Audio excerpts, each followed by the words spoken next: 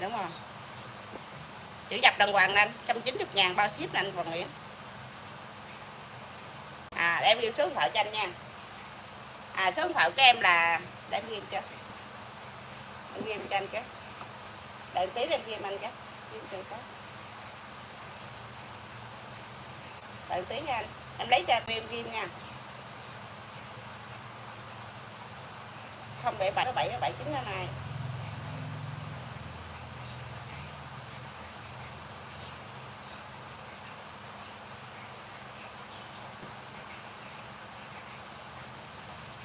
chào Tuyết Lê luôn nè.